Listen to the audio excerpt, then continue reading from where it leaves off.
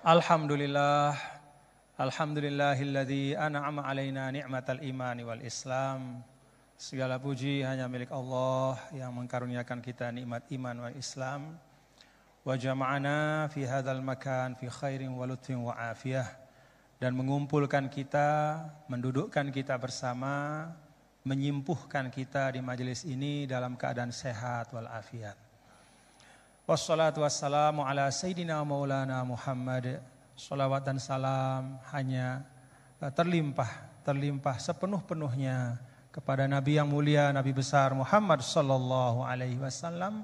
Wa huwal qail, dan beliaulah yang mengatakan khairukum man ta'allamal Qur'an wa 'allamah.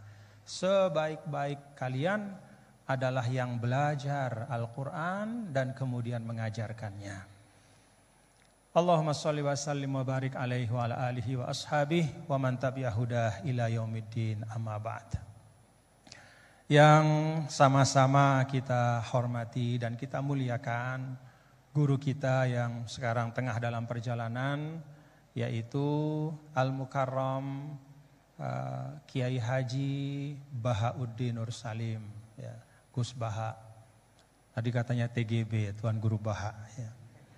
Ya benar itu, pas ya. Alhamdulillah. Kita doakan mudah-mudahan beliau yang sedang dalam perjalanan bisa selamat, sehat sampai, dan insya Allah berbagi ilmu dengan kita semua.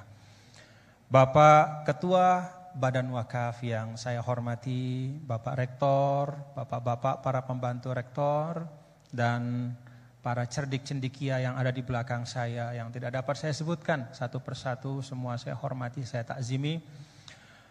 Para hadirin dan hadirat sekalian, bapak-bapak dan ibu hadirin jamaah ngaji bareng pada pagi hari ini, mudah-mudahan kita semua dirahmati Allah.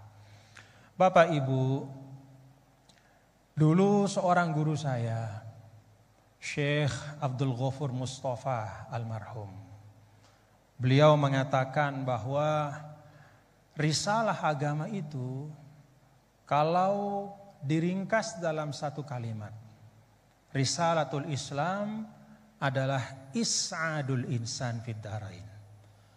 Jadi Islam itu datang adalah is'adul insan fid dharain, yaitu untuk membahagiakan manusia di dunia maupun di akhirat.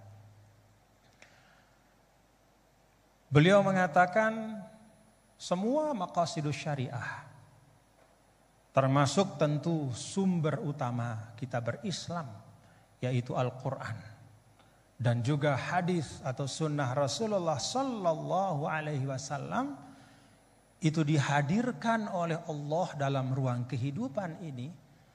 Al-Quran itu kan kalamullah yang qadim, ya. Kalamullah yang qadim itu bahkan yang melekat pada zat Allah. Tapi ya, kalamullah yang qadim yang melekat pada zatnya itu, Allah bermurah untuk menghadirkannya, ya, dalam wujud huruf-huruf, kata-kata, kalimat-kalimat yang kemudian menjadi sekumpulan ayat, lalu menjadi surah dan menjadi satu mushaf dalam 22 tahun lebih diturunkan kepada Rasul. Itu adalah untuk membahagiakan manusia. Ini perlu kita ingat, ya. Perlu kita ingat karena memang terkadang, ya, bahkan bukan hanya orang yang tidak suka pada agama yang mengatakan agama itu menyulitkan atau memberatkan. Bahkan pun kadang kita sebagai umat Islam tanpa sadar kita juga menghadirkan agama dalam bentuk yang menyulitkan. Karena itu Allah Subhanahu wa taala, bapak-bapak ibu, kan di awal surah Toha, ya, Bismillahirrahmanirrahim, Toha ma anzalna 'alaikal Qur'ana litashqa. Kami tidak turunkan Al-Quran ini untuk kemudian membuatmu itu kesulitan. Jadi Al-Quran ini bukan hendak memberatkan hidup kita, Bapak-bapak Ibu. Bahkan sebaliknya, Al-Quran itu dihadirkan oleh Allah is'adul insan, supaya kita bahagia, supaya kita senang. Maka kalau kita sebagai umat Islam hari ini atau kapanpun ya, merasa sumpek dengan keislaman kita, ya, merasa berat di dalam kita sebagai seorang muslim, maka itu sama sekali bukan salah agama. Itu sama sekali bukan salahnya Al-Quran. Tetapi itu adalah kekeliruan kita di dalam beragama. Ulama mengatakan ada beragama yang keliru yang namanya at-tadayyun al-ma'kus. Beragama tetapi terbalik-balik. Yang dipentingkan oleh agama itu ditinggalkan. Yang enggak terlalu penting justru yang dibahas habis-habisan. Bahkan yang memudaratkan, ya, yang sama sekali tidak disinggung oleh Al-Quran, itu justru yang dijadikan topik bahasan. Sampai bahkan memenuhi ruang publik.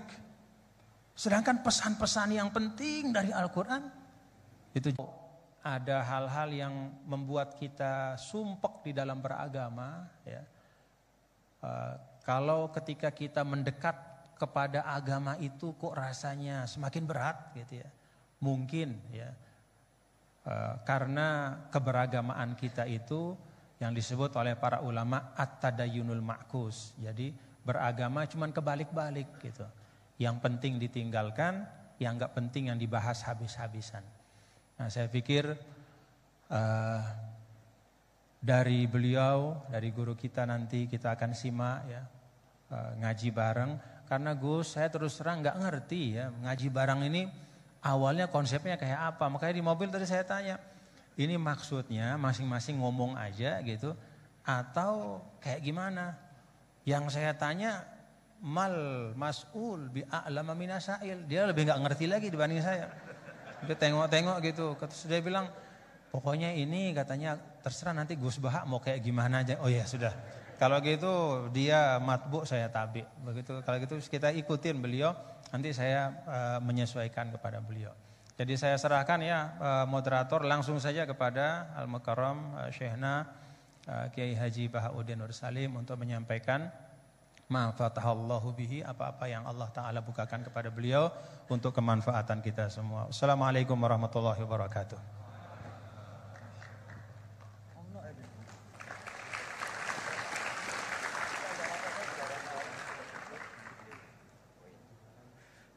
Baik, karena ada perubahan di tengah-tengah gitu kan. Baiklah, kami berikan waktu tadi Gus, sempat kami singgung bahwasanya di sini ada 2 TGB, Tuan Guru Bajang dan Tuan Guru Bahak gitu kan. Nah, nanti kalau Tuan Guru Jalul Masjid tadi sempat menyinggung tentang orang-orang yang sumpek, saya kira di sini banyak orang sumpek gitu kan. Karena Gus Bahak itu kadang agak unik. Kalau ngaji beliau itu kadang ada hal-hal yang kita lupa akan urusan duniawi, lupa akan urusan kejombloan kita, lupa akan urusan istri-istri kita gitu kan. Nah, kadang orang-orang yang punya istri itu lari dari rumah mau ngaji bareng Gus Bahak. Dan istri yang pernah ikut ngaji Gus Bahak kadang akan memberikan izin langsung. Mau kemana Mas? Mau ngaji Gus Bahak, langsung izin keluar dari rumah. Ini seperti itu. Jadi karena tadi bahwa dengan ngaji Gus Bahak tadi bisa menghilangkan sumpek meskipun secara temporer. Nanti keluar dari kahar sumpek lagi. Nah, seperti itu. Baik, waktu tempat kami persilahkan kepada Gus Bahak untuk memulai kajian ngaji tafsir Al-Quran. Kalau tadi kalau dengan beliau pokoknya beliau terserah mau seperti apa, monggo. Assalamualaikum warahmatullahi wabarakatuh. Bismillahirrahmanirrahim. Alhamdulillahirabbil alamin. Wa shalli wa sallim barik ala sayyidina Maulana Muhammadin wa ala alihi washabbihi ajmain.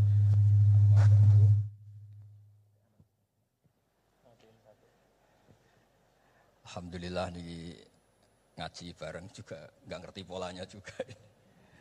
Ya, yang terhormat nih wonten Bapak Rektor, wonten Mas Zainul Masdi, wonten Ketua Badan Wakaf Mas Warsono Muhammad sedanten saya hormati. Ini katanya untuk bahagia. Jadi saking pentingnya untuk bahagia itu sampai Allah itu kadang ngendikan hal yang nggak penting, tapi menjadi penting karena untuk bahagia. Jadi kalau Allah tanya Nabi Musa ketika ketemu dipanggil itu, wa ma tilka biyaminika ya Musa, yang kamu bawa itu apa? Padahal ketika dipanggil itu kagetnya bukan main. Misalnya pegawai UI dipanggil rektor itu kagetnya bukan main. Bawaannya rektor itu mesti nyalahkan. Mesti pikirannya orang itu mesti ketua badan wakaf ya sama. Mesti mau negur atau apalah. Nah, bawaan orang dipanggil atasan itu grogi, maka Allah ngendikan yang rileks. Kamu bawa apa? Gitu. Yang kamu pegang tangan kanan kamu itu apa? Masa Allah tanya sekedar gitu kan karuan. Wong kita manusia aja tahu yang dibawa Musa itu apa tong? Kok Allah malah tanya? Banyak analis, banyak mufassir, banyak ahli hakikat yang berpendapat Allah itu menghilangkan groginya Nabi Musa. Sehingga tanya yang ringan.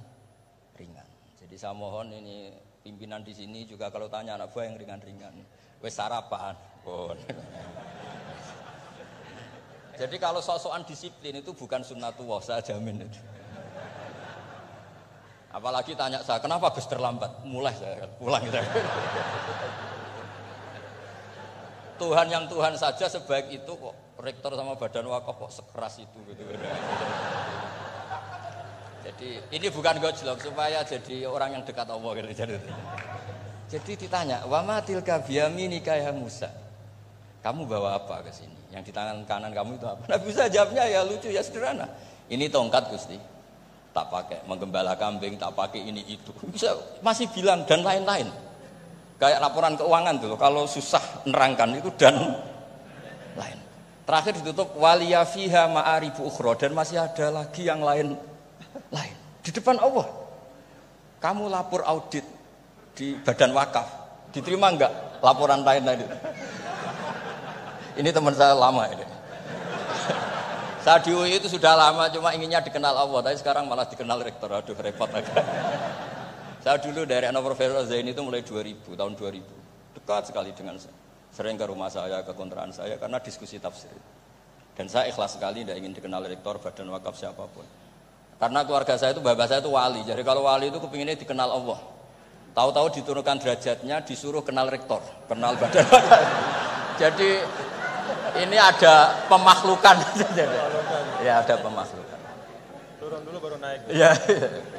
Jadi saya artinya gini, saya di sini itu sohibul bait. Jadi tadi Mas Majdi itu keliru kalau nanti saya ngisi. Saya ini sohibul bait, nanti yang ngisi ini.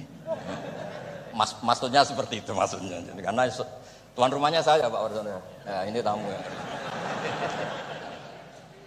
Tapi ternyata pemakhlukan itu penting. Di dalam ilmu tafsir diantaranya itu dikenal namanya tanazzulatul maulah. Allah itu menurunkan martabatnya. Allah sebagai Tuhan tentu tidak pernah menghutang kita, tidak pernah merasa dikasih karena semuanya itu milik Allah. Tapi Allah untuk memotivasi orang amal itu ngendikan Allah mangzalladzi yuqridu waha qardan hasana. Siapa yang mau menghutangi saya?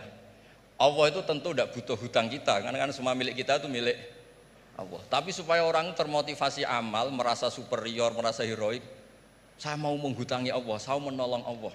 Padahal Allah huwan nasir, Allah ni'mal maula wa ni'man nasir. Tapi Allah mengistilahkan dirinya intan suruwaha, jika kalian menolong Allah.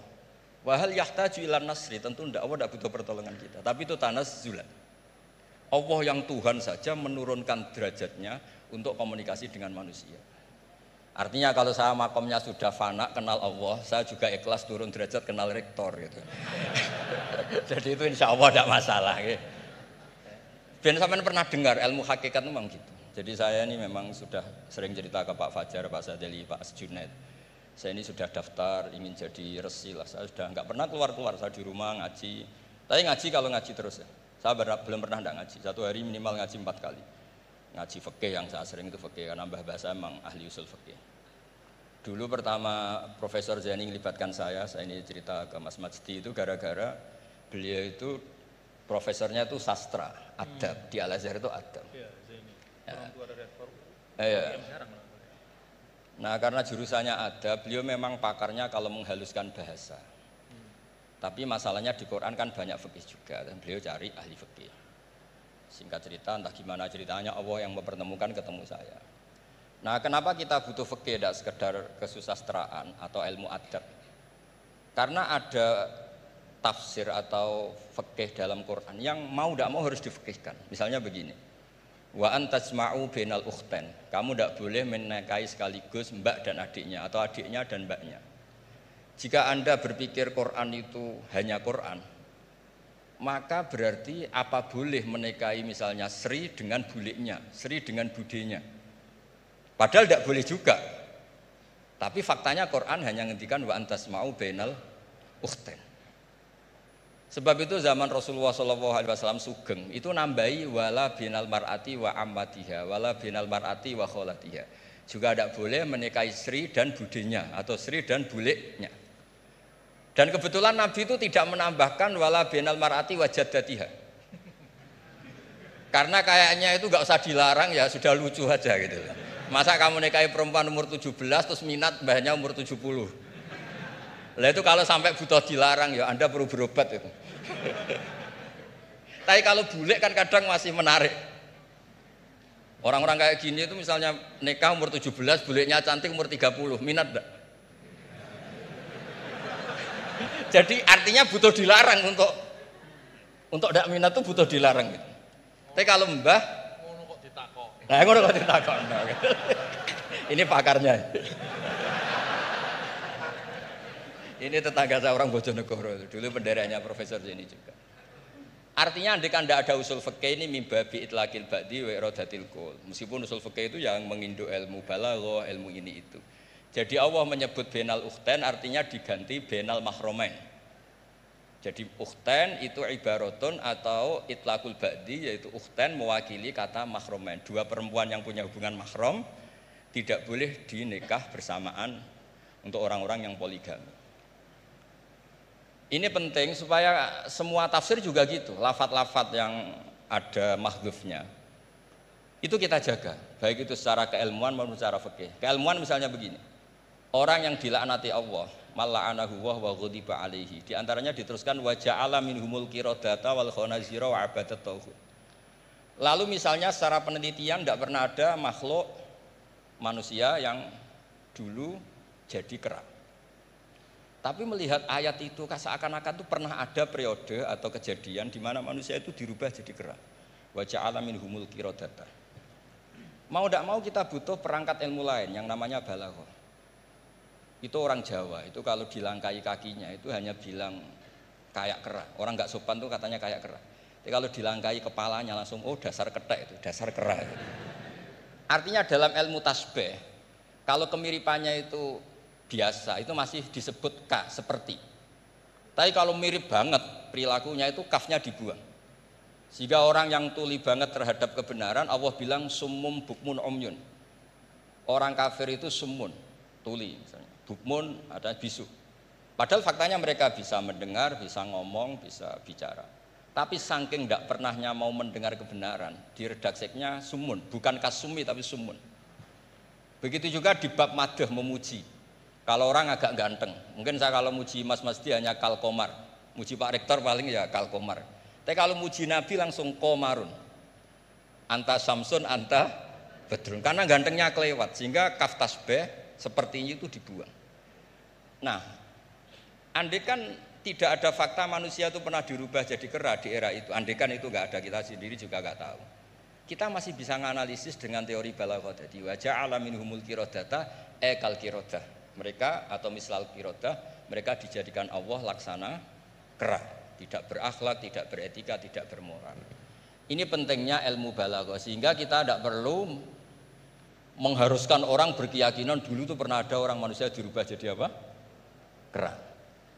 Nah misalnya ada yang berkeyakinan atau berpendapat memang itu pernah nyata, itu ngendikannya Rasulullah kemudian itu dihilangkan, hanya hidup 3 hari kemudian hilang sehingga nggak punya turunan.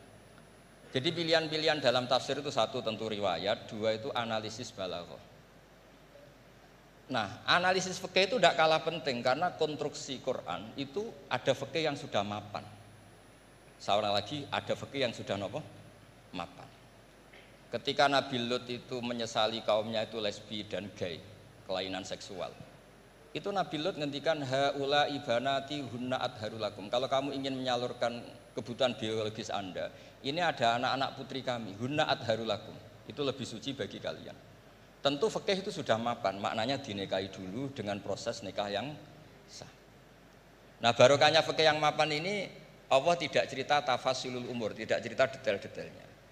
Sehingga salah sekali kalau kita sering bilang kita hanya kembali ke Quran. Itu tidak bisa, karena Quran juga tidak berdiri sendiri dengan makna yang sebenarnya. Karena turun itu ada asbabun nuzul. Ini yang terakhir supaya ngasih pekerjaan kan jauh-jauh dari NTB. Ya kan bisa dimanfaatkan secara baik dan benar. Saya bulbet. Nah, enggak, ini bukan guyon, tapi memang betul harus begitu memang. Mau enggak mau. Sumpah misalnya, orang itu kalau ditagih hutang atau ditegur itu masih ya besok saya bayar. Ditagih lagi kayak gak percaya, wawahi besok saya bayar. Jadi kata wawahi itu mesti menunjukkan emosi, tersinggung, sumpah ya. Sehingga suatu saat ada seorang khotib ini ngendikan, fawarobbis sama iwal ardi innahu lahakum mislama annakum tantikun. Demi Tuhannya langit dan bumi. Itu si Bedui, ada orang Arabi, orang desa. Langsung menyelasi Pak Khotib tadi. Pak Khotib, manggalladzi akhdhafal jalil hatta alja'ahu ilal yamin. Siapa yang bikin murka Allah sehingga Allah terpaksa sumpah. Semenjak itu jadi ilmu, kalau Allah memulai redaksi dengan sumpah, dengan qasam, pasti Allah tersinggung. Sehingga lafat-lafat yang dimulai wan nazi'atil gharqa atau dimulai wasamsi wa duhaha, mesti terusannya itu Allah agak marah. Karena di mana-mana orang sumpah itu menjelaskan sama yang agak tidak percaya. Itu dzauqul arabi, itu adzauqus salim. Nah, begitu seterusnya. Kemudian masalah wasfiyah ismiyah. Saya dulu sering debat sama Profesor Zaini. Kan misalnya kiai-kiai di Jawa, umumnya kalau maknani min alakin itu segumpal darah. Lalu orang-orang yang nekuni embriologi itu tidak pernah ada segumpal darah. Kalau segumpal darah malah jadi kluron. Macam-macam. Katanya Quran itu mesti benar, ini ada segumpal darah. Kata saya segumpal darah itu bahasa Indonesia, Quran itu bahasa Arab, tidak akan ada itu di Quran, kata saya. Tapi ada yang bilang segumpal darah, ya tetap aja itu enggak Quran. Yang Qurannya min alakin, segumpal darah itu bahasa Indonesia, Quran tidak ada yang bahasa Indonesia, kata saya. Nah, tapi itu bisa dianalisis pakai balaghah atau pakai teori madatul kalimah. Min alakin itu dari kata aliko ya'liku alakon, sesuatu yang menempel. Jadi kalau di proses embriologi, misalnya ada apa yang menempel dalam ilmu itu, yaitu yang jadi rahim, jadi anak. Atau pakai ilmu balaghah, min alakin tetap maknanya segumpal darah, tapi maknanya itu tangkis atau tahkir. Manusia itu sombong. Padahal materinya sama yang sekarang jadi sama dengan materi yang sekarang jadi segumpal darah. Yaitu kita yang seperti ini materinya ya sperma, segumpal darah yang seperti itu juga materinya sperma. Kok kamu sombong? Materi kamu sama dengan materi min alakin. Itu persis dengan adatul Arab kalau sedang mencibir orang yang sombong. Itu kalau orang Arab bilang antal ladzi kharasta min makhrajil bauli marratan, kata orang Arab. Kamu adalah manusia yang keluar dari jalannya kencing 2 kali. Keluar dari penis lelaki ya lewat jalur kencing, keluar dari ibunya juga lewat jalur kencing. Supaya orang enggak sombong itu orang Arab bilang antal ladzi kharasta min makhrajil bauli marratan. Nah, min alakin itu dalam konteks itu karena begitu angkuhnya Abu Jahal, begitu angkuhnya kafir-kafir Quraisy, sampai diingatkan Allah ulang, kamu ini materinya min alakin, sejenis itu mbok yo jangan yatuho. Buktinya terusannya ayat kalla innal insana layatuho, manusia itu sungguh angkuh. Nggih niki pun deal nggih, jenengan harus sepakat saya ini Sohibul Bait sama Pak Warsono sama Pak Rektor, ini tamu yang diundang untuk ceramah tafsir. Kalau ndak berarti asawaha wa rasulullah. Nggih monggo Mas Wasti jenengan. Terima kasih Gus. Jadi nanti kita balikin lagi ke Gus Baha ya. Tapi Gus, jadi begini. Tadi beliau menyampaikan kan beliau ini min sulalatil aulia ya. Jadi kakek beliau itu adalah para aulia. Jadi aulia itu muhimmahnya itu adalah dikenal Allah gitu ya. Nah, kemudian beliau bilang bahwa tapi takdirnya sekarang masuk UI ini pengen dikenal Allah malah justru turun jadi dikenal rektor katanya. Tapi Gus itu menurut saya ya, jadi kalau kita bertarekatnya, nah Kan sering ya ketika misalnya kita bicara tentang tarekat ya. Tarekat itu dimaknakan taroki ya. Taroki artinya naik gitu, jalan naik gitu ya. Akhir zaman nih Gus Bahaya dan bapak-bapak ibu, mungkin kita perlu juga bertarekat dalam makna tadani ya, turun. Jadi tarekat bukan hanya jalan naik tapi juga jalan turun. Karena bagi orang di akhir zaman ini kalau hanya tahu jalan naik dan tidak tahu jalan turun itu repot. Ya. Apalagi Pak Rektor dengan Kepala Badan Wakaf ya. Atau para pejabat gitu ya. Tahu jalan naik saja tapi nggak tahu jalan turun gitu ya. Jadi kalau belajar tarekat hanya ingin jalan naik gitu tapi nggak pernah belajar jalan turun, itu biasanya dekat-dekat turun tuh galau. Ya. Ya, jadi galau, bingung gitu gimana cara turunnya gitu ya. Dan memang dulu saya pernah naik Gunung Rinjani juga ya Gus ya, waktu masih mu'alimin dulu, masih sanawiyah aliyah, itu saya rasakan betul gitu bahwa naik gunung itu menantang, ya, sangat menantang. Ya. Bahkan Gunung Rinjani itu ada masa di mana di tengah-tengah itu ada namanya Bukit Penyesalan gitu. Kenapa Bukit Penyesalan? Ya udah nyesel di situ gitu, mau balik udah jauh. Mau terusin juga masih jauh sekali gitu di depannya. Itu Bukit Penyesalan, baina-baina. Tapi ternyata turunnya itu jauh lebih berat. Jadi kalau kita naik itu kan mengandalkan kekuatan otot ya, keluarkan energi untuk menggerakkan. Kalau turun itu kita menggunakan energi untuk menahan dan itu jauh lebih berat. Ya, jadi menahan pada saat turun itu jauh lebih berat daripada ketika menanjak ya. Dan ya pada waktu itu ya saya kena musibahnya pada saat turun gitu ya. Jadi artinya memang bahwa dalam kehidupan ini kita belajar naik dan juga belajar turun. Jadi tarakat itu taroki wa tadani gitu ya. Dan kalau sudah turun ada masanya juga naik. Jadi Gus Baha tadi kenal rektor, nanti kenal kepada Allah lagi. Balik lagi kepada niat semula insyaallah. Nah, saya ingin sampaikan nih. Beliau tadi sedikit sekali ya, dalam waktu yang sangat singkat tapi itu menyampaikan hal-hal yang sangat penting ya. Saya nggak tahu nih dipahami nggak apa yang beliau sampaikan tadi nih? Dipahami nggak? Mulai balaghah, kemudian madah. Ngerti nggak madah itu? Madah itu apa? Madah itu pujian-pujian ya. Bagaimana turuqu ta'bir ya, asalibu ta'bir ya, bagaimana orang Arab itu mengungkapkan ya perasaan mereka, mengungkapkan harapan mereka ya. Bagaimana mereka memilih diksi-diksi dalam komunikasi mereka, itu mewarnai Al-Qur'an. Jadi beliau ini tadi ketawa-ketawa, ya bapak-bapak juga ketawa-ketawa semua ya. Tapi yang disampaikan itu sudah bahan kuliah buat di Rosat Ulia itu, buat pasca sarjana itu. Ya, jadi alhamdulillah. Nah, silahkan nanti dielaborasi masing-masing.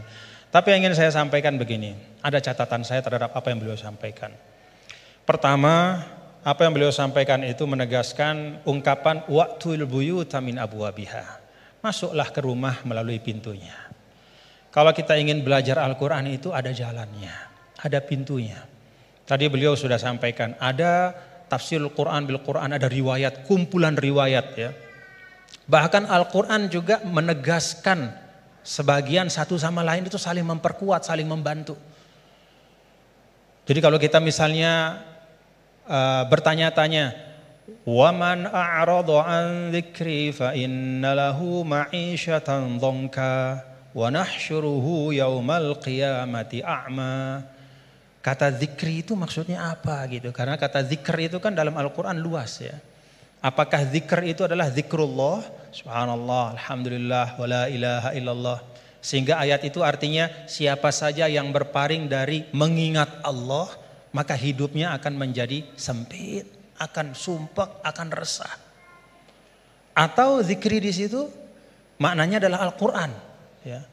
Sehingga artinya adalah barang siapa yang memalingkan dirinya dari pesan-pesan Al-Qur'an, maka hidupnya akan disorientasi.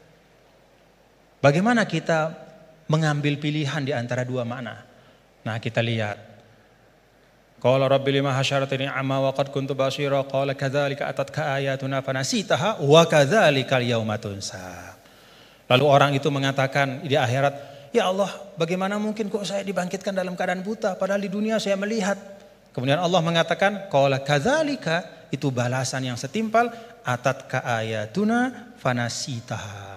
Telah datang kepadamu ayat-ayat kami lalu kau lupakan. Nah, dari ayat ini maka ulama menafsirkan kata zikri. Oh, yang dimaksudkan dengan zikri itu adalah ayatuna, yaitu Al-Quran. Nah, ini yang disebut dengan Al-Quran yufassiru ba'duhu ba'duhu. Dia saling menafsirkan. Baik itu penafsirannya datang segera setelahnya, ataupun di ayat-ayat yang lain. Seperti yang Al-Mukarram Kiai Haji Bahauddin sampaikan. Ada yang di bagian yang lain, baik itu secara nas, secara sharih, ataupun secara dilalah, secara tunjukkan isyarat. Ketika misalnya Nabi Adam alaihissalam, Allah Ta'ala sampaikan fatalaqa Adam min rabbih kalimat. Allah Ta'ala memberikan Adam menerima dari Tuhannya kalimat. Fataba alaih.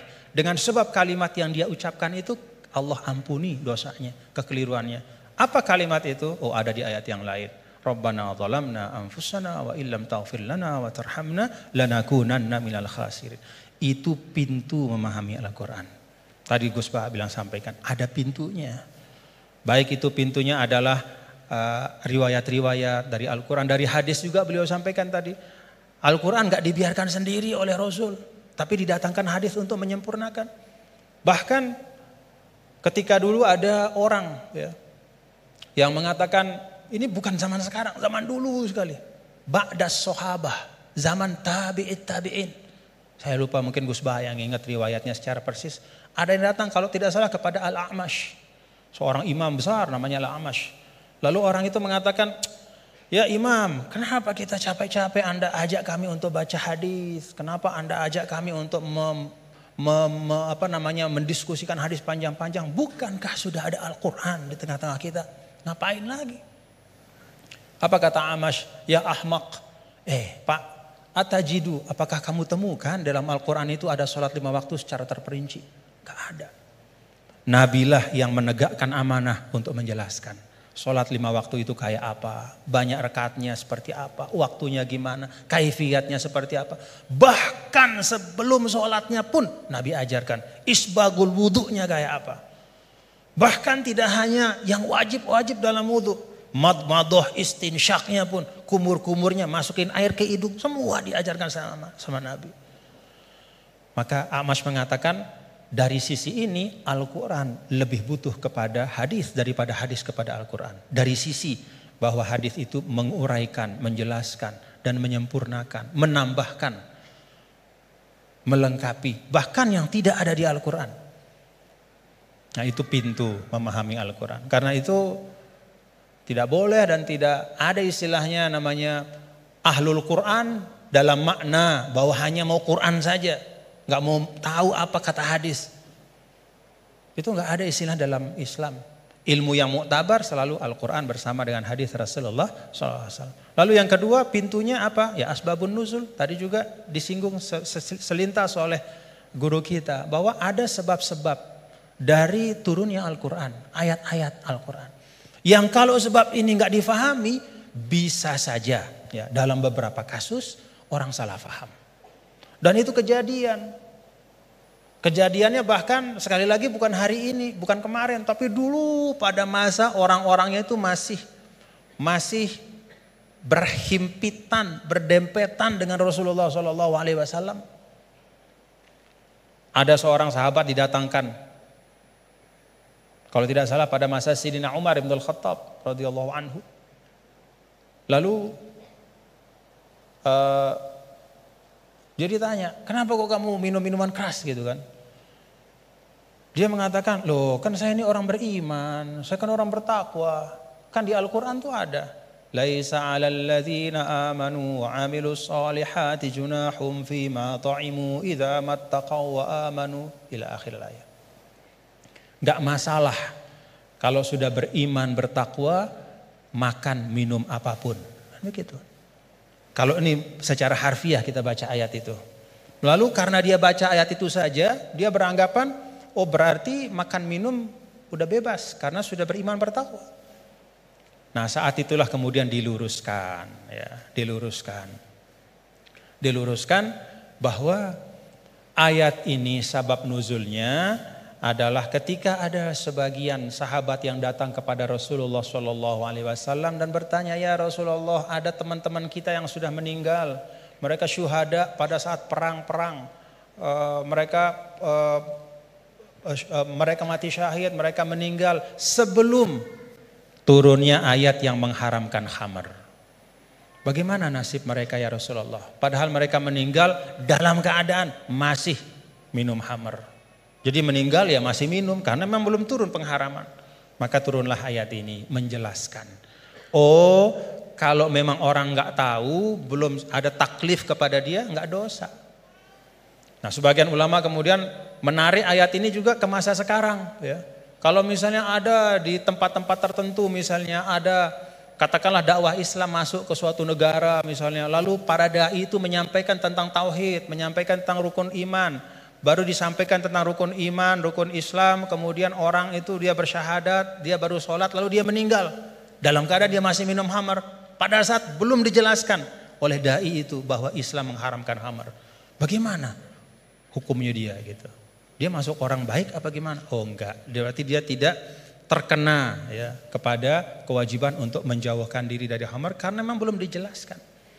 Nah karena itu kita bapak-bapak saudara-saudara kita berlapang-lapang lah seperti yang guru kita sering sampaikan, kita berlapang. Jangankan pada masa sekarang, pada masa dulu saja ketika masa Imam Ghazali. Apa kata Imam Ghazali? Ini tentang dakwah.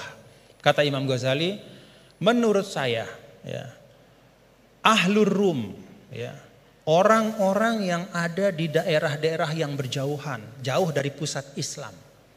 Dan karena itu dia tidak dapat pesan Islam. Dia nggak ngerti Islam itu apa. Atau Islam itu sampai tapi fi wajhin musyawash. Bentuknya udah nggak benar. Ya. Disinformasi tentang Islam. Maka kata Imam Ghazali, orang itu menurut saya hukum mereka adalah sama seperti hukum ahlul fatrah. Jadi nggak bisa kita mengatakan misalnya orang, mohon maaf, orang di belahan dunia Skandinavia misalnya di negara-negara yang jauh gitu. Kemudian kita hukumkan, wah mereka itu adalah orang kafir.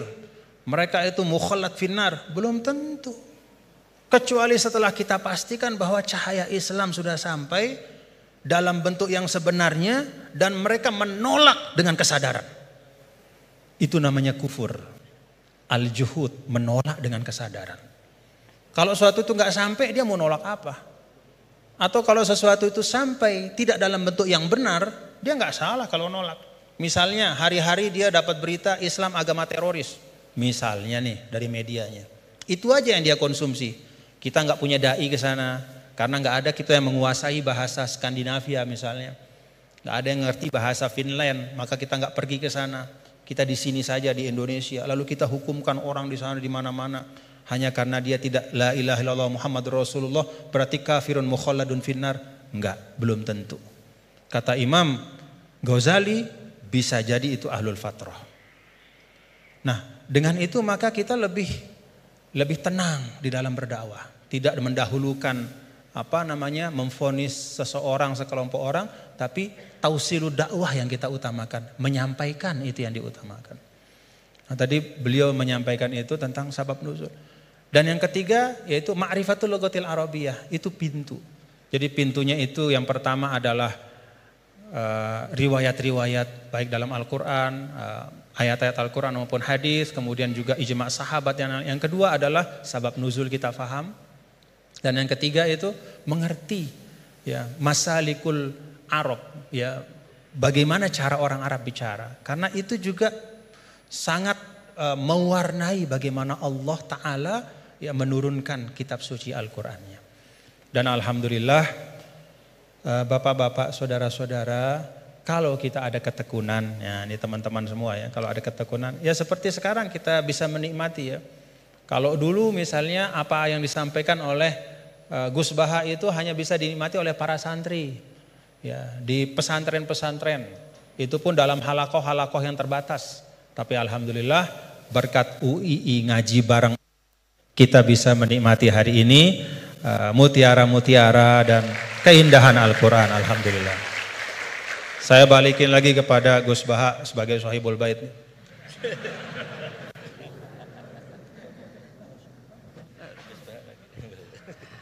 Bismillahirrahmanirrahim. Meneruskan konstruksi ayat ya. Misalnya begini. Anda jangan langsung menyalahkan Nabi Adam. Saya ini sering kampanye untuk membela Nabi Adam. Karena banyak kiai yang cerita Nabi Adam itu salah melulu. Nanti kan kita di surga kan nggak perlu ngajukan kredit. Nggak perlu punya istri cantik yang minta ke mall. Karena kelebihannya bidadari itu cantik, tidak minta belanja. Sudah gitu di madu juga agak protes. Tapi kalau di dunia itu sudah minta belanja, di madu protes. Nah, jadi tapi kenapa Nabi Adam akhirnya keluar dari surga dan kita menyalahkan hanya demi kepentingan supaya tadi punya istri cantik, tidak minta uang apa? Belanja dan boleh dipoligami mau maksudnya. Di konstruksi ayat itu tidak ditampakkan, tapi semua ahli tafsir tahu. Misalnya fadallahuma bihurur. Setan menipu Adam dan Hawa dengan curang. Hurur itu nipu. Jadi kalau ngaji nipu itu mulai dulu itu ya gurunya setan itu. Jadi Nabi Adam itu di surga dengan penuh limpahan anugerah. Buah apa saja ada, makanan apa saja ada, enggak bayar. Tempat mewah leg juga enggak bayar. Kalau Anda di hotel leg sedikit aja bayarnya minta ampun. Akhirnya setan itu pura-pura nangis. Nangis terseduh-seduh. Akhirnya Nabi Adam menghampiri. Kenapa kamu nangis? Saya ini iba sama kamu, kasihan. Nikmat begini nikmat. Pada akhirnya Anda ini mati. Karena Anda manusia, pasti mati. Kasihan sudah senikmat ini kemudian Anda mati. Pura-pura nangis, jadi lama ya nangis, acting itu. Akhirnya Nabi Adam tanya, lalu solusinya gimana? Terus setan tinggal numpangi. Hal adulluka ala syajaratil khuldi wa mulkil la yabla. Kamu mau tak kasih vitamin, makan pohon khuldi. Nanti kalau kamu makan itu terus abadi.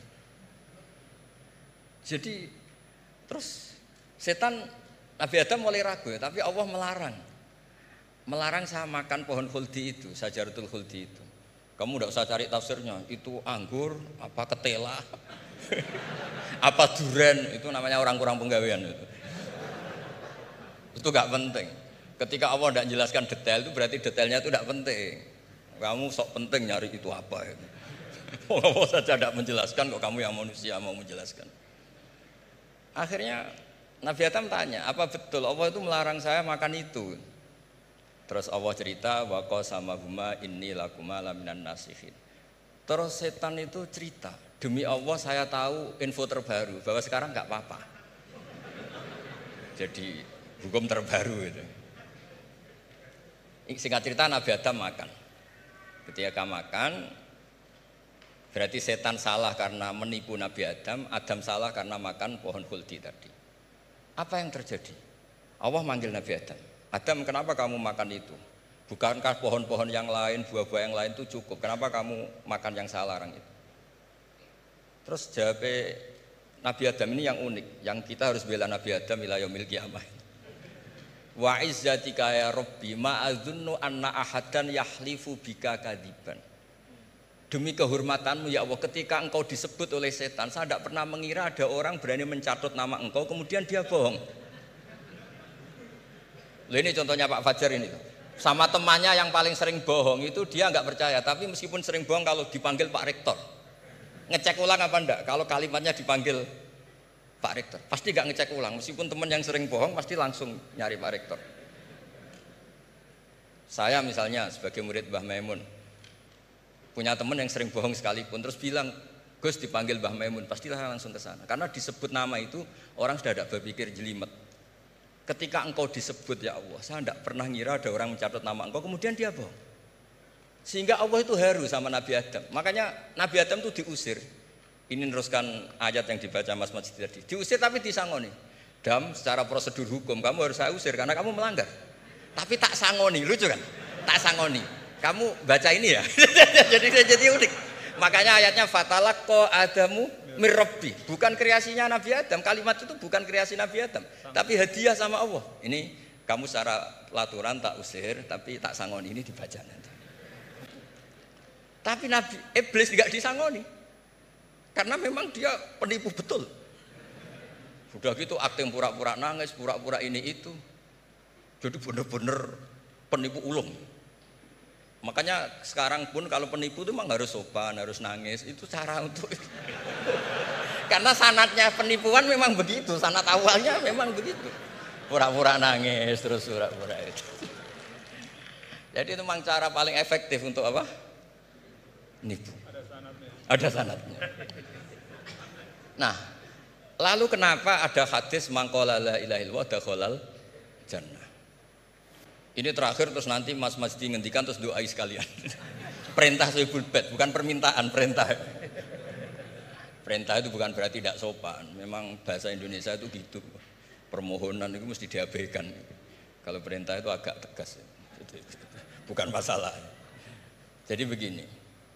Saya ulang lagi konstruksi ya. Konstruksi ayat fadallahuma bihurur. Kenapa mangqala la ilaha dakhalal jannah? Itu unik. Kalau kita baca hadis, ada orang itu pendosa, salahnya sudah minta ampun.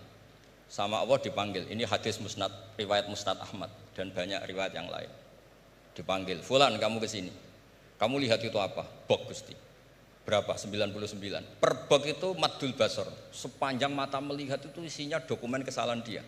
Jadi nggak kayak yang di pengadilan itu hanya beberapa tumpuk. Itu sepanjang dia lihat itu kesalahannya dia. Sepanjang dia melihat. Sudah gitu jumlahnya 99. Ya dia putus asa, dia akan masuk surga.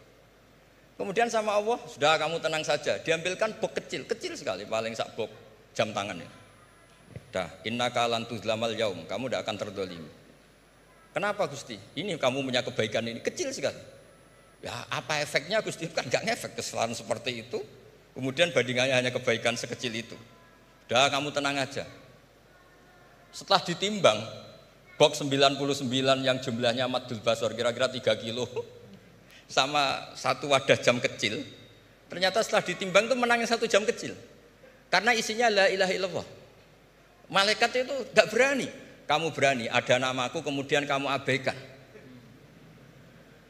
Saya dipanggil 1000 mahasiswa UII sama satu Pak Rektor, Pak Fajar, kemana arahnya? Ke satu rektor apa ke 1000 mahasiswa yang manggil? Pak Rektor, kan ini urusan nasib. Nah ini cerita, malaikat yang nimbang Pak Warsono itu diprovokasi sama malaikat yang lain. Kamu berani nggak mempertimbangkan kata Allah di situ? Wah ya tidak berani. Nah, itu disebut fala yaskulu ma'asmillahi ta'ala sayun, dibandingkan asma Allah itu tidak ada yang bisa ngungguli. Nah di sini terus para torekot, para apa konwiridan Allah. Tapi karena kita ini sekarang sudah tidak ngaji malah tanya, gunanya apa sih muni Allah? Lu nyebut pangerane orang gunane. Oh ini sedang nyebut Tuhannya kok kamu tanya gunanya apa? Kamu tak kasih uang aja tidak pernah tanya gunanya uang ini apa? Pas dijak wiridan tanya gunanya apa sih? Oh dasar orang aneh. jadi logis. Lah Nabi Adam juga sama, ketika disebut asma Allah itu nggak mikir yang lain. Apa setan itu penipu apa enggak, sudah grogi yang manggil Allah langsung. Nah makanya saya mohon kenapa kita memahami mangkana akhiru kalamihi Allah la ilaha illallah dakhalal jannah. Karena dengan itu malaikat gak berani macam-macam. Jadi nanti kalau Anda ketemu malaikat tukang hisab, ayo silahkan abaikan nama Allah. Kalau kamu berani berarti tidak malaikatnya Allah. Masa namanya Allah gak dipertimbangkan? Ya tadi misalnya dosen-dosen UI ada undangan seminar menjanjikan. Enggak seminar menjanjikan tapi yang manggil rektor, milih mana? Kira-kira saja. Milih rektor kan? Karena ini nasib berkelanjutan kan kalau seminar kan. Apalagi ini asmane Allah. Nah, makanya Nabi ngendikan fato satisi jilat wasakula ismuwah. Kemudian bok kesalahan tadi jomplang kalah. Kemudian yang menang hanya asmanya Allah Subhanahu wa taala. Makanya terus disebut sudah Nabi ketika tanya amal apa paling baik ya Rasulullah, gini dzikrullah fisirri wal alan gini dan kamu mati dan kamu hidup walisanu katordun, kamu harus selalu ingat Allah taala. Lah dene saya sekarang itu sudah biasa ingat Allah terus disuruh ingat rektor, ya muga-muga itu tugas dari Allah juga. Saya tidak tahu apa benar apa tidak tahu. Tapi yang jelas saya tidak jenis orang yang apa ya terus nganggep apa dunia penting betul, tapi yo penting lah gue sanggup mati.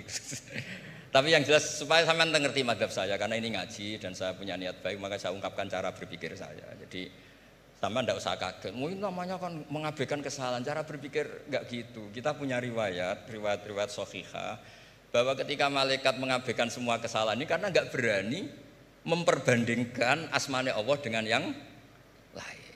Makanya disebut di akhir hadis fala yaskulu ma asmillahi taala. Ketika sudah nyebut Allah harus dianggap selesai. Enggak boleh habis nyebut Allah mau mati kredit, enggak boleh. BPKB di bank ini enggak boleh. Nanti akhir hayatnya bilang BPKB, bukan Allah. Enggak harus kata Allah itu mengunci. Disebut akhiru kalami. Lah kalau sampean tanya, kenapa itu menjadi penting? Karena tadi malaikat tidak akan memperbandingkan Allah dengan yang lainnya. Makanya ketika ulama-ulama sufi, kalau kamu habis salah istighfar, nanti di sohifah kamu akan ditulis habis salah. Terus di belakang ditulis, tapi setelah itu dia bilang astagfirullahaladzim. Nanti malaikat tinggal aja kamu teror. Kamu mempertimbangkan Allah apa yang itu? Ini tak ajarin. Kalau tepak ya kamu didengar, kalau tidak malah digebuki. Tidak tahu saya. Tapi itu ijazah resmi ini hari ini. Hadisnya akurat. Ijazah. Nggih ngoten mawon kok nak kesuwen kepinteran nyanyi kula. Assalamualaikum warahmatullahi wabarakatuh.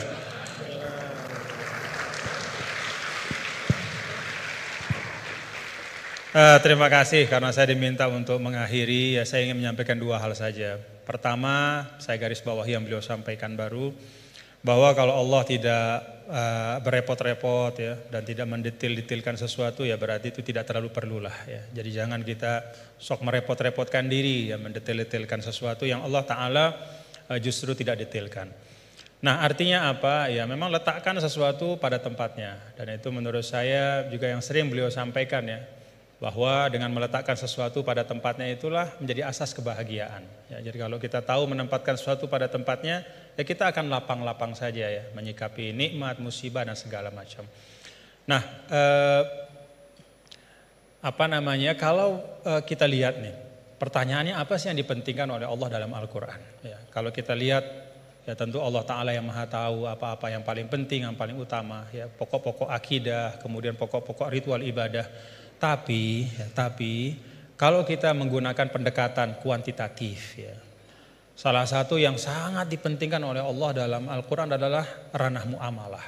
Jadi ranah muamalah itu luar biasa dipentingkan oleh Allah dalam Al-Quran. Ya kalau kita lihat misalnya dari sisi panjang pendeknya ayat saja, 282 Al-Baqarah itu ayat paling panjang dalam Al-Quran adalah tentang transaksi hutang piutang. Ya, itu muamalah. Dan salah kalau kita misalnya menanggapi atau mempersepsi bahwa urusan utang piutang itu urusan dunia belaka. Enggak. Ya buktinya Gus Bahak tadi nyampaikan beberapa hal tentang utang piutang dalam mengaji barang ini. Berarti sesuatu yang penting. Nah dalam ayat itu juga disampaikan, di akhir ayat tentang hutang piutang itu apa? Wattaqullah wa yu'allimukumullah. Wattaqullah wa yu'allimukumullah. Jadi bahwa muamalahmu, transaksi keuanganmu, hutang piutangmu, hal ihwal tentang keuangan itu menyangkut takwa juga gitu. Itu menyangkut takwa juga. Itu bagian dari ekspresi bertakwa kita. Hutang yang benar, menulis dengan baik, membayarnya juga dengan baik, berhutangnya pun kalau memang betul-betul butuh dan seterusnya. Dan banyak lagi di dalam Al-Quran ayat tentang muamalah. Nah saya sering sampaikan ya, bapak-bapak saudara, kalau kita misalnya menggunakan pembagian yang walaupun kita bisa perdebatkan lah ya tentang validitasnya 100%, tapi ada pembagian yang sederhana oleh para ulama. Pertama, dalam Islam itu ada disebut dengan ruang akidah ya. Yang kedua ruang ritual ibadah, dan yang ketiga adalah ruang muamalah. Semuanya itu tentu dalam makna semuanya hidup adalah ibadah, tapi kalau dibagi ruang akidah itu terkait dengan rukun-rukun iman kita, keyakinan-keyakinan pokok. Itu sifatnya tauqifi, enggak boleh dikreasikan. Jadi apa yang Allah Ta'ala sampaikan, yang berikan ya seperti tadi disangoni Nabi Adam, fatalaqa Adam bil kalimatin fataba alaih. Ya Rabbana zalamna, ya itu sudah sangon dari Allah. Ya iman itu ya kayak begitu. Kita disangoni, diberikan, ditegaskan, dibatasi. Lalu ritual ibadah juga sama, sifatnya tauqifi. Nah, pada saat muamalah itu sifatnya beda. Sifatnya itu ijtihadi ibada'i. Jadi sifatnya itu kita dikasih prinsip oleh Allah ruang muamalah kehidupan ini, namanya sosial, politik, budaya, ekonomi, ya, kita diberikan prinsip, tetapi perinciannya itu diserahkan kepada kita. Bagaimana kita memprosesnya supaya bisa menghadirkan kemanfaatan dan kemaslahatan untuk semua, tanpa menghilangkan prinsip-prinsip itu. Nah, jadi kalau kita dalam konteks misalnya yang beliau sampaikan tadi, ya semua hal-hal yang ada ini selain daripada akidah dan ritual ibadah itu kan muamalah. Maka prinsipnya adalah kita saling melengkapi gitu. Dan saling mengisi dalam kebaikan. Nah, kemudian yang kedua, yang terakhir, ulama juga mengatakan begini. Ketika kita belajar Al-Qur'an, maka kita juga belajar tentang lawazimul makna atau lawazimul faham. Ada satu kefahaman dari ayat. Nah, konsekuensi dari kefahaman itu apa? Ya, nah, itu beliau tadi juga sudah sampaikan berulang kali. Kalau kita misalnya, ini satu ilustrasi saja. Ya ayyuhalladzina amanu idza qumtum ilas salati faghsilu wujuhakum wa aydiyakum ilal marafiq wamsahu bi ru'usikum wa arjulakum ila akhiril ayah. Wahai orang beriman, kalau ingin masuk ke dalam sholat, hendak sholat, maka ambil air wudhu. Basuhlah muka dan seterusnya sampai akhir ayat. Secara fikih, ya tadi beliau sering mengajarkan kita, secara fikih ini tentang kewajiban kita berwudu dengan prosesinya. Tapi ada lawazim dari ayat ini. Apa lawazim dari ayat ini? Kalau kita bicara wudu, kita bicara sumber daya air.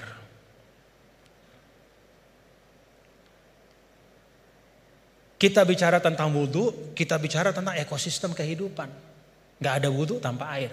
Kalau wudu tanpa air tayamum namanya. Gak ada wudu tanpa air. Maka apa arti lawazim dari ayat ini? Jaga sumber daya air itu. Kalau dalam konteks misalnya pasal 33 Undang-Undang Dasar 1945, apa katanya, sumber daya alam dan semua yang menyangkut hajat hidup orang banyak dikuasai oleh negara, itu juga bagian dari lawazim makna ayat ini. Dalam arti apa? Negara, kita semua secara kolektif, ayo kita jaga sumber daya air, tidak boleh dimiliki hanya oleh sekelompok kecil saja sehingga orang kesulitan untuk memanfaatkannya. Dan pada ujungnya jangan-jangan nanti bisa orang kesulitan untuk menegakkan sholat karena nggak bisa wudhu, karena sumber daya air itu dikooptasi oleh kelompok tertentu misalnya. Itu lawazimul ayat. Ketika Allah Ta'ala misalnya, ya ayyuhalladzina amanu idza nudiya lis-salati min yaumil jumu'ati fas'au ila dzikrillah wa dzarul bai'. Wahai orang-orang beriman, kalau udah waktunya Jumatan itu maka segera datang ke masjid, tinggalkan perdagangan. Apa lawazim dari ayat ini? Kata para ulama, lawazim dari ayat ini adalah ya bahwa Allah tidak akan bicara tentang perdagangan. Allah tidak berbicara tentang sesuatu yang penting, ya, yang bisa mengalihkan, ya, seseorang dari ibadah. Ya, kan di sini diletakkan orang kalau terlalu cinta berdagang, ya, maka dia nggak mau ninggalin bisnisnya untuk sholat gitu, karena time is money. Bagi dia 5 menit ketika sholat itu kalau udah transaksi entah berapa duit misalnya gitu. Nah, ada lawazim dari ayat ini kata para ulama bahwa ya perdagangan harus diisi oleh orang-orang yang tidak hanya memikirkan profit sementara di dunia, tapi dia juga memikirkan fungsi spiritual dari harta itu. Siapa itu? Ya orang beriman. Dengan kata lain ya orang Islam disuruh untuk aktif dalam berdagang. Karena ketika perdagangan itu diisi oleh orang-orang yang tidak punya pandangan lebih dari dunia, kalau kata orang Sasak, enggaknya cuman dia pandang dunia saja, ya dia tidak akan mungkin bisa menunaikan pesan ayat ini. Jadi ayat ini bisa ditunaikan pesannya adalah oleh orang-orang yang ketika dia hidup di dunia, beraktivitas di ekonomi, ya, membangun kapital, membangun bisnis, tapi pada saat yang sama dia juga meletakkan itu semua menjadi bagian dari ibadahnya kepada Allah. Jadi ayatnya tentang ibadah sholat Jumat, tapi pesannya di sana adalah isi ruang bisnis itu, ikhtiarkan supaya ruang-ruang ekonomi itu terisi oleh orang-orang yang ngerti bahwa dunia ini adalah jalan untuk mencari kebahagiaan yang lebih hakiki, itu di sisi Allah Ta'ala. Jadi itu 2 hal yang mungkin saya ambil dari beliau tadi, kita pentingkan apa yang memang penting, dan yang kedua kita pahami ayat itu tidak hanya dari sisi teksnya, tapi dari konsekuensi-konsekuensinya di dalam kehidupan kita. Terakhir bicara tentang sanad. Nah, saya ada satu hal, kalau saya pertama kali saya ketemu sama Gus Baha, ya, melihat beliau ya. Ada enggak bapak-bapak, saudara-saudara melihat dari beliau yang beda? Ciri khasnya.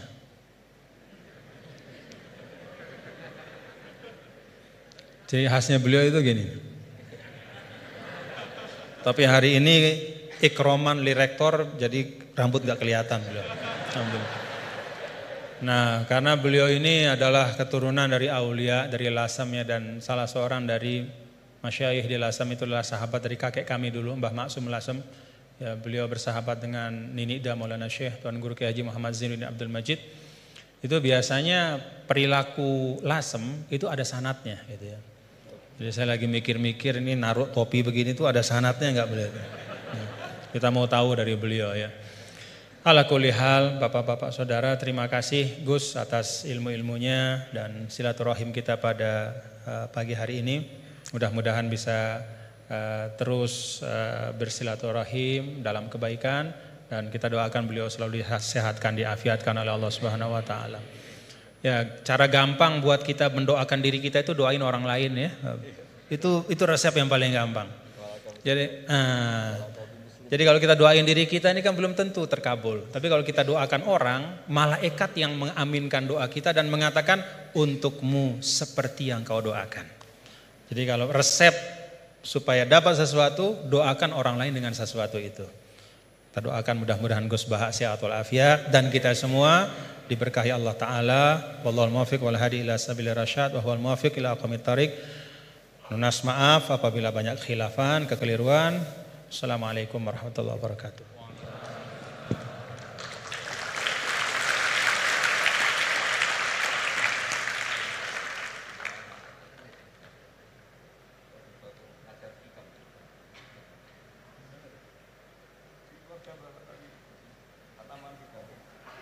Baik, karena masih ada waktu yang tidak banyak, mungkin sedikit. Beliau juga berkenan untuk ada sesi tanya jawab. Mungkin nanti akan ada maksimal 3 penanya dari mungkin sebelah kiri, kanan, tengah kemudian kanan. Silahkan 3. 1 dari kiri, ya yang dekat tiang silahkan. Silahkan berdiri untuk meminta mic dari panitia. Ya singkat ya. Assalamualaikum warahmatullahi wabarakatuh. Ya menarik pemaparan dari guru kita semua terkait dengan Islam harus membahagiakan. Yang pertama tafsirnya adalah sekarang ada paham materialisme itu juga menawarkan kebahagiaan, paham hedonisme juga menawarkan kebahagiaan, paham liberalisme itu juga menawarkan kebahagiaan. Jadi Islam bahagianya itu mungkin kita bisa menilai diri kita masing-masing. Hari ini paham apa yang kita pakai untuk bahagia? Apakah betul-betul Islam konsepsi atau Islam yang sudah berkembang jadi modernisme dengan kombinasi kapitalisme, liberalisme, kemudian hedonisme, kemudian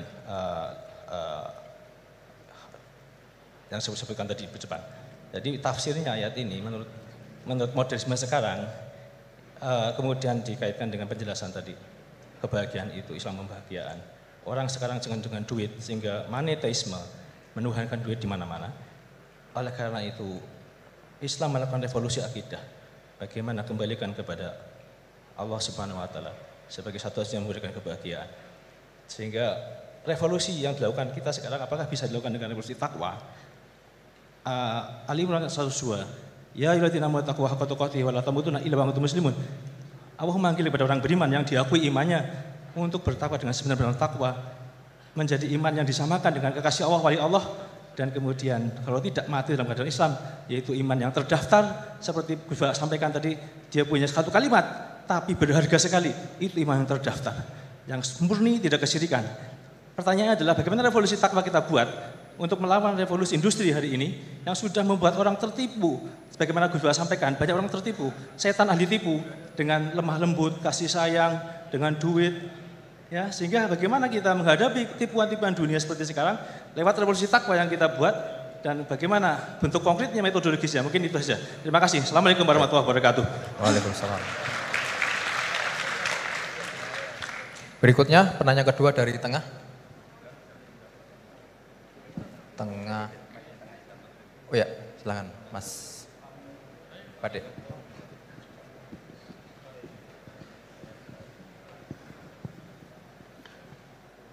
Bismillahirrahmanirrahim. Assalamualaikum warahmatullahi wabarakatuh.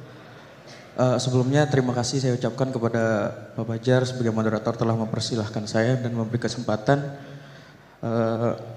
Sebelumnya saya memperkenalkan diri, saya Engki Kurniawan dari mahasiswa Prodi Ekonomi Islam Ukan 2020. Tanpa mengurangi rasa hormat kepada Al-Mukarram Tuan Guru dan Gus Baha, saya ingin mempertanyakan yang tadi sempat disinggung di awal, yaitu tentang tadayun ma'kus, tentang kekeliruan dalam beragama. Gitu. Kita tahu sekarang bagaimana tentang perkembangan teknologi yang menyebabkan informasi-informasi itu berkembang secara masif mengenai agama-agama gitu, tentang pelajaran-pelajaran dan tafsir Al-Quran gitu. Yang kita tahu tadayun ma'kus ini tentang bagaimana orang-orang menyampaikan yang kurang penting di atas sesuatu yang penting gitu. Nah, sebagai kami mahasiswa gitu yang masih awam tentang agama, bagaimana sih gitu cara kita menangkis agar tidak terjerumus atau terjerat dengan pembahasan-pembahasan yang kurang penting dan menjerumuskan kita ke dalam sesuatu yang sesuatu yang buruk gitu, yang kayak memunculkan perdebatan dan kontroversi. Gitu saja Pak. Terima kasih. Wassalamualaikum warahmatullahi wabarakatuh. Terakhir dari Putri, paling depan, kerudung biru. Oke, silakan. Bismillahirrahmanirrahim. Pertanyaan fikih sangat sederhana tapi saya tidak paham. Saya bacakan bagaimana cara mengajarkan istihadhah yang memudahkan kepada anak perempuan yang belum baligh, Gus Baha. Karena kalau kami jelaskan dengan menghafal dan memahami syarat-syarat tamyiz, mereka kesulitan. Dan kalau perempuan tadi sudah paham belajar istihadhah tanpa memahami tamyiz, apakah selanjutnya perempuan tersebut harus belajar istihadhah dengan memahami syarat-syarat tamyiz? Sampun. Tiga penanya. Berikutnya kami berikan kesempatan kepada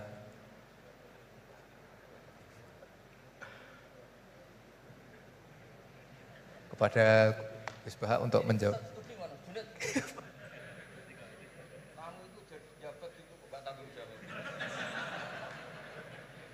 Di sini itu ada DPPAI ya?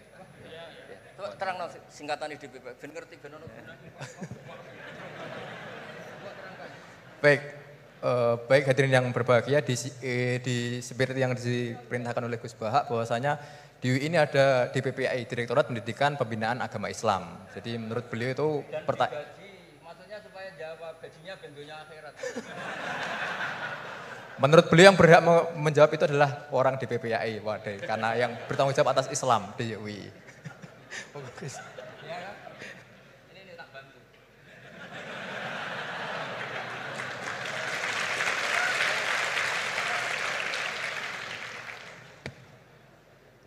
Jadi harusnya kan sudah tugas, mandat, ada SK-nya, ada fasilitasnya. Kalau gaji itu kayaknya kasar fasilitasnya. Jadi harusnya yang jawab itu ya ketua DPPA, iya. Tapi sudahlah karena saya ini orang baik tak tolong. Begini ya, jadi perspektif Islam atau taqarrub ilallah itu mulai dulu itu orang mau tidak mau subjektif, tapi hukum pokoknya sama. Misalnya orang mencintai Allah, ada yang saking mencintainya itu tidak pernah nyebut Allah. Ada wali itu mencintai Allah tidak pernah nyebut Allah. Karena dia takut ini nama sakral, jangan-jangan dilecehkan. Imam Malik itu pernah ada seorang pengemis datang, ya Imam Malik saya minta uang. Imam Malik jawabnya itu, saya tidak punya uang, baru tidak bawa uang, juga tidak punya uang. Kamu besok ke rumah saya atau nanti ke rumah saya, tak kasih uang. Terus diberi nasihat sama temannya. Halla itu mbok yawa Anda ngomong rozaqaka Allah. Ya, semoga Allah memberi rezeki kamu. Jawabnya Imam Malik itu apa? Saya masih hafal teksnya. Fa'ana ujillu ismallahi ta'ala an askura indaman yakrohu sama'ahu. Ada yang baca sima'ahu walau dimna jumlatin. Saya tidak mau nyebut nama Allah pada orang yang nggak suka nama itu, meskipun tuh hanya secara apa itu eksplisit. Artinya kalau dongakno serang di duit, jaluk duit kok kayak donga kira-kira itu. Wong saya mintanya uang kok dikasih apa? Doa. Jadi kadang-kadang orang cara mencintai Allah itu, lah ya bagi pengemis tadi rozaqaka Allah itu maknanya kan nggak mau memberi kan? Doa tadi kan disimpulkan nggak mau memberi. Sama seperti kita di Jawa ada keponakan misalnya mau mondok pamit padenya, kata padenya ya wis le tak sangoni slamet, ya sudah tak sangoni slamet. Slamet ndonga tok gak modal agak tunggale. Nah, berdoa saja tanpa modal. Nah, Sayyidina Umar radhiyallahu anhu itu diantaranya orang yang meriwayatkan hadis Innallaha ta'ala kallafani an asrifa an du'a. Allah memaksa saya, menugaskan saya supaya tidak semuanya itu dikonsultasikan kepada Allah Subhanahu wa taala. Sehingga banyak kiai kalau ada orang potongan rai mustajab, wajahnya itu tidak meyakinkan mustajab doanya. Iya saya ini miskin, utang saya banyak. Enggak akan diijazahi disuruh doa atau duha atau baca waqiah. Karena sekali itu dipraktekkan dan kita tahu potongan gak mandi, itu nanti nyalahkan institusi doa. Jute saya duha juga tetap miskin, saya doa juga tetap miskin. Daripada Allah disalahin mendingan pon sing kerja tenanan. Sayyidina Umar ketika ada orang minta uang dan minta doa, kamu harus kerja yang serius. Fa innas sama ala tumtiru daban, langit tidak akan menghujankan apa? Emas. Jadi di mana-mana mencintai itu ekspresinya macam-macam. Ada ulama yang saking senangnya umatnya Nabi senang silaturahim. Ada ulama yang saking senangnya umat Nabi gak suka silaturahim dengan arti berkunjung karena itu dianggap mengganggu. Teman kita punya anak, punya istri, kadang pas harmonis kita datang terganggu. Wong saya pernah dolan di orang, pas tukaran sama istrinya, itu berhenti dulu ada Gus Pak, nanti teruskan. Ternyata orang tengkar itu diganggu juga gak suka. Jadi tiket, cek, ono Gus Pak, kok terus no. Jadi ternyata orang bertengkar juga gak mau diganggu. Setelah itu tak tanya, tadi diteruskan tengkar aja, materinya lupa Gus. Materi untuk nyerang istrinya lupa. Nah begitu juga zaman Rasulullah SAW. Banyak sahabat yang saking senengnya Nabi sering sowan istifadah. Ada yang saking senengnya Nabi nggak sowan, takut ganggu. Nabi punya keluarga, punya anak, punya istri. Ada yang saking senengnya Nabi kalau ketemu Nabi itu melihat wajahnya sampai dia tahu detail wajah Nabi kayak apa, rambutnya kayak apa. Ada juga yang sama sekali ditanya sifli wajah Rasulullah, tolong ceritakan ke saya wajah Nabi itu kayak apa. Saya tidak pernah melihat wajahnya Nabi. Loh, Anda ini sahabat masa tidak melihat wajahnya Nabi? Ijlalan rasa kalau ketemu beliau itu hormat sekali sampai gak berani menatap mukanya. Sama-sama seneng tapi ekspresinya beda. Saya kalau ngaji usul fikih di pondok saya sering cerita fal yukrim dhaifahu fal yukrim jarahu itu Islam hanya memerintahkan ikram, memuliakan. Tapi prakteknya beda-beda. Di kampung kamu ketemu tetangga tidak tanya itu sombong. Tapi kalau di kota ketemu tetangga tanya namanya kepo. Dianggap ganggu privasi. Sama-sama maknanya ikram. Ibnu Abbas itu kalau sholat cepatnya bukan main. Katanya seneng Allah, munajat lah kok seneng cepat, berarti gak begitu seneng. Tapi Ibnu Abbas kebalik cara tanya. Kenapa kamu kalau sholat cepat? Setan nata-nata mau goda saya, ternyata saya selesai, jadi kecelik dia. itu juga ilmu. Ya artinya cara itu tidak usah distandarkan gitu. Ya monggo lah, sementing ada sanadnya. Ada apa? Ada sanadnya. Ya saya seperti datang ke sini itu mungkin bagi Anda bagus. Wah Gus Pak kersorawa alhamdulillah. Jare santriku, waduh gak ngaji meneh diganggu wong UII. Jadi Anda statusnya bagi saya pengganggu. Nah, itu juga yang terjadi di tafsir. Wasab'atin idza raja'tum. Ada pelanggaran tertentu di puasa itu kafarohnya itu fasyamu salasati ayamin fil haji wasab'atin idza raja'tum. 7 ketika kamu pulang. Itu kata Abu Hanifah, 7 hari ini boleh dilakukan di kawasan Mekah. Asal selesai haji sudah. Tapi bagi Imam Syafi'i pulang itu harus sudah sampai rumah. Sekarang saya beri pertanyaan. Ketika Pak Fajar ini acara selesai, terus dia pamit saya pulang. Gus, saya tak pulang. Bagi saya dia sudah pulang, meskipun masih di jalan. Tapi bagi istrinya, istilah pulang kalau sudah sampai rumah. Lalu idza raja'tum itu pulang itu menurut siapa? Mas Majdi nanti ketika sudah pamit di bandara, kita bilang sudah apa? Pulang. Tapi kata istrinya, belum. Sama-sama istilahnya wasaf'atin idza raja'tum.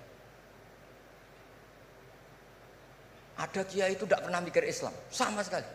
Sebenarnya sama Islam bukan main, tapi gak tahu mikir Islam. Tak tanya Islam agamanya pangeran Gus, mbok pikir keliru, ono sing duwe. Islam itu milik Allah, ya, mesti diurus sama Allah, tidak usah kamu pikir. Allah sendiri nanti yang ngatur Islam. Ternyata saking tawakalnya nggak mikir. Ya ada juga yang mikir Islam semangat malah keliru saking semangatnya. Ya macam-macam, sama-sama mencintai Islam. Coba kalau kamu seneng sama anak-anak, anak kamu main pakai motor atau pakai ontel. Pilihannya dua, kamu peduli, ayo kawal nanti kalau jatuh, ayo kawal sama pembantu ini nanti kalau jatuh. Itu ya bukti cinta. Ada enggak? Sembarno ae wis pinter. Anakku wis pinter, nak tiba tangi dhewe, anakku sudah pinter kan. Itu juga penghormatan pada anak. Jangan kira makna seneng itu harus terbentuk satu versi. Seneng anak ya nak dolan dikawal. Ternyata yang membiarkan juga bentuk penghormatan bahwa anak ini sudah mandiri. Ya terus yang masalah istikhadah itu masyhur itu di riwayat Hamnah binti Jahsh. Hamnah itu haidnya melebihi hari wajar. Terus sama Nabi, sudah kamu saya haidkan sesuai tanggal yang sebelum kamu kena penyakit ini. Itu kamu anggap haid, lainnya kamu anggap istikhadah. Itu istikhadah paling gampang. Ikuti saja fatwanya Imam Syafi'i. Jadi misalnya Januari kok 6 hari, Februari kok sampai terus mulai ada penyakit sampai 1 bulan keluar darah, Maret keluar darah. Itu kata Imam Syafi'i, ngikuti riwayat tadi, sudah kamu fatahayadi, terus sitata ayam, sabata ayam, terus Nabi ngendikan kamu menghaidkan seperti bulan-bulan sebelum kena penyakit istikhadah itu. Lainnya di istikhadohkan. Itu namanya rudat ilal adat. Jadi supaya tidak ribet pakai tamyiz diukur. Ini darah ini lebih kuat dibanding ini, yang lemah tidak kayak sing tukang delok ya sopo gitu. Apalagi yang ditanya itu lelaki gitu tuh. Oh, itu kan ya agak repot lah, cobalah agama ini tidak perlu repot-repot seperti itu. Jadi ini sebagai senior saya kasihan sama Pak Junaid ini. Harusnya beliau nanti yang kena hisab pasti Pak Junaid. Jabatannya mau, tanggung jawabnya nggak mau. Ya tapi kebetulan ada orang baik di sini ya, alhamdulillah saja. Kalau ketemu saya tuh cium tangan bolak-balik, tapi niatnya kayaknya mau supaya saya mau backup gitu. Nah ini yang satu pertanyaan Mas Wasdi ini masih kan 3, saya jawab 2.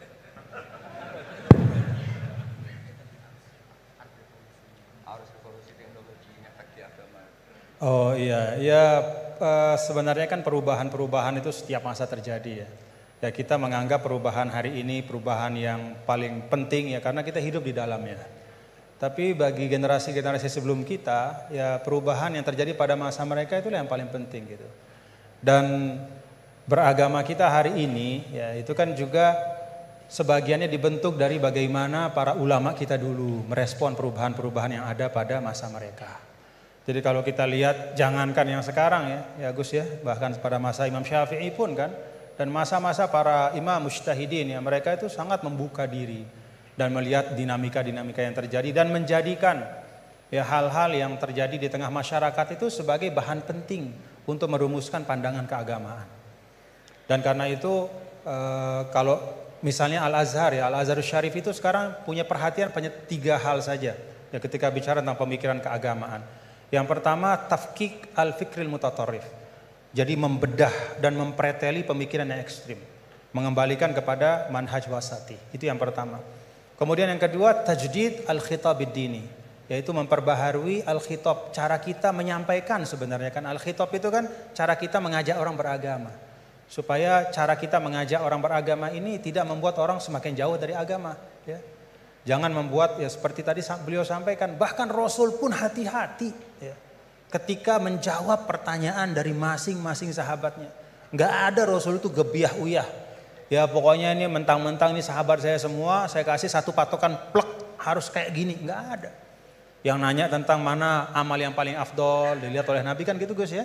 Dilihat kira-kira oh ini ternyata orang yang kaya misalnya. Oh amal afdol itu paling banyak adalah berinfak, paling bagus. Dilihat kayak begini keadaannya macam-macam disesuaikan sesuai dengan mukhatabin. Itu Rasul. Ya, para sahabat juga begitu. Artinya apa? Beragama itu adalah sesuatu yang hidup. Tadayun itu ya taharruk, bergerak terus ya. Nah tadi disampaikan bagaimana cara kita merespon dalam situasi yang berubah seperti ini. Yang pertama yang gak usah galau. Tadi beliau sampaikan agama ini milik Allah Ta'ala. Jadi kita jangan menggalaukan diri kita, menganggap diri kita lebih penting ya. Tidak ada manusia yang sangat penting sehingga dia tidak tergantikan dalam kehidupan. Kecuali para nabi dan rasul. Ya, siapapun itu. Fungsinya pasti akan ketika sudah masanya dia pasti akan digantikan. Dan semua orang menunaikan tugasnya sesuai dengan kewenangan serta apa yang diberikan oleh Allah Subhanahu wa taala. Jadi tidak usah kita galau ya. Yang paling penting adalah menurut saya ya terus kita ngaji seperti ini untuk mendiskusikan hal-hal bagaimana kita bisa beragama masing-masing nyaman semuanya ya. Kita bisa beragama dengan nyaman, dengan tenang seperti tadi kata guru saya is'adul insan fid darain, supaya kita beragama dan kita bahagia. Ya, beragama bahagia. Ya, dan itu memang pesan dari Islam. Adapun isme yang disampaikan tadi yaitu ijtihad manusia saja. Ya, hari ini kita kan begini, umur biologis kita kan pendek, 60-70 tahun. Maka isme yang tumbuh berkembang di tengah-tengah kita hari ini kita anggap sebagai sesuatu yang sangat penting, ya, sesuatu yang merupakan pencapaian luar biasa hebatnya. Tapi kalau kita letakkan diri kita di dalam spektrum sejarah yang panjang, maka itu hanya bagian dari ijtihad yang manusia ya. Sehingga menurut saya tidak perlu kita kita istilahnya seakan-akan isme itu akan menggantikan Islam, enggak. Yaitu ijtihad manusia. Besok akan ada isme baru, tapi al-Islam ya'lu wa la yu'la alaih. Islam akan tetap tegak teguh insyaallah. Mudah-mudahan kita berada di dalamnya, bagian dari itu semua. Itu saja yang dapat saya sampaikan.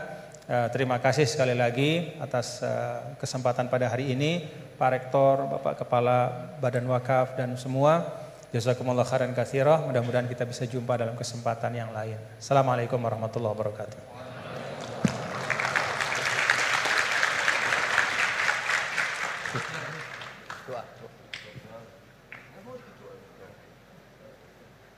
Baik, sampailah kita di penghujung acara kita pada siang hari ini. Saya sebagai moderator karena ini adalah ngaji, jadi sesuai aturan Gus